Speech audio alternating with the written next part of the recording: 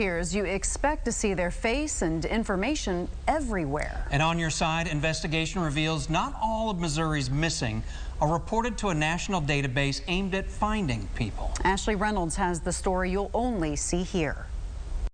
Here's the NamUs website. NamUs stands for the National Missing and Unidentified Persons System. It's a federal database created to help solve these cases. As of today, only 418 of Missouri's 597 missing persons cases are in NamUs, which stores identification information like DNA, dental records, and fingerprints. 13 states, including Arkansas, passed legislation mandating law enforcement to use NamUs. Missouri does not require it. Officers I talked with say they're not trained to use it. The database is touted as a vital tool for investigators and helps solve more than 2,700 missing persons cases. There's a Pulaski County family missing their loved one tonight.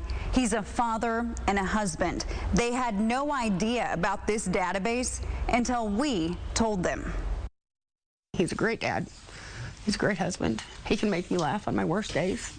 Almost 1 year has passed since Alicia Hoy hugged her husband, Chris. I hear him leave, and I run up here, and I asked our son where Daddy went, and he said, I don't know. He told me to go to my room. She panicked. I had a friend come over, and I'm like, I have to go check the river. I don't know why, but I have to go check the river. So I go there, and I find his truck, and it's got the key in it.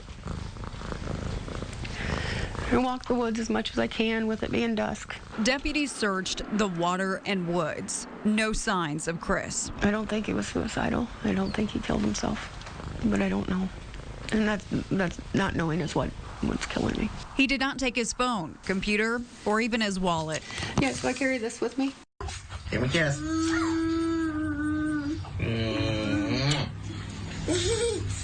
Every day.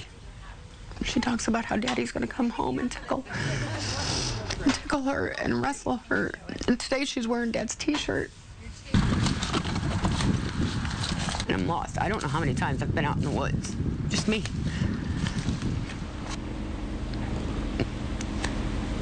I'm looking for my husband because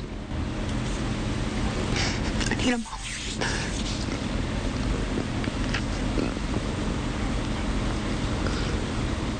Alicia wants you to know this space. She wants it everywhere. When we talked, I told her her husband's info was not on NamUs. I feel like he's alive, and that if more people knew he was missing,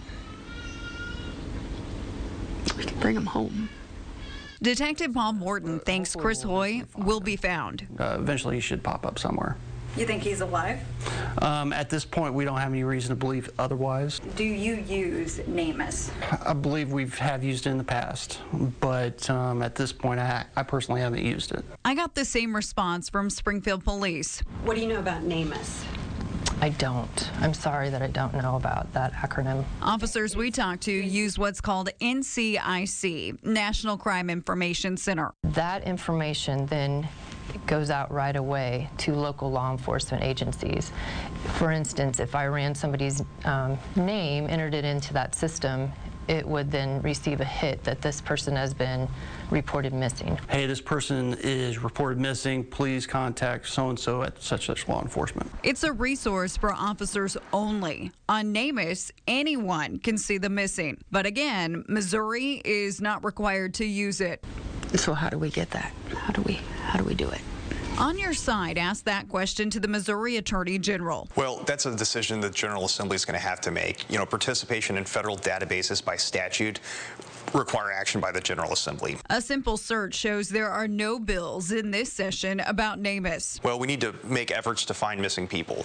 I think there's some reluctance in the state of Missouri to participate in some federal databases because you don't always know where that information goes. So it's a balance between the privacy of individuals and what the government's doing with the information while still protecting victims and making sure that missing people are found and people are protected. On the NamUs website, it reads it's free and secure. The Arkansas Attorney Attorney General tells On Your Side, NamUs provides the opportunity for Arkansas law enforcement to get family DNA entered into a national database so that it provides more avenues to get answers for Arkansas families, as not all missing persons remain in the state where they were last seen. Well, and with him, I know that he's lived in several states, here in Illinois and some other states, so he does have contacts everywhere. After I told Alicia Chris was not in the database, she got to work. She submitted the information. It was verified, and now Chris has this profile.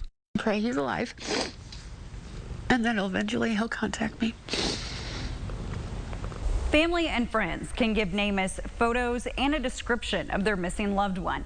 That information is vetted and then published in the database. On Your Side will continue to follow this, and we'll let you know if there's a bill proposal to require Missouri law enforcement to use NamUs.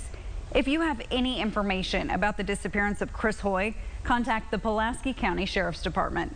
For On Your Side, I'm Ashley Reynolds. We should mention On Your Side repeatedly asked NamUs leaders for an interview. A spokesperson tells us they require questions ahead of time, but we don't do that. We want to mention again, there are hundreds of missing persons cases from Missouri on this website, NamUs.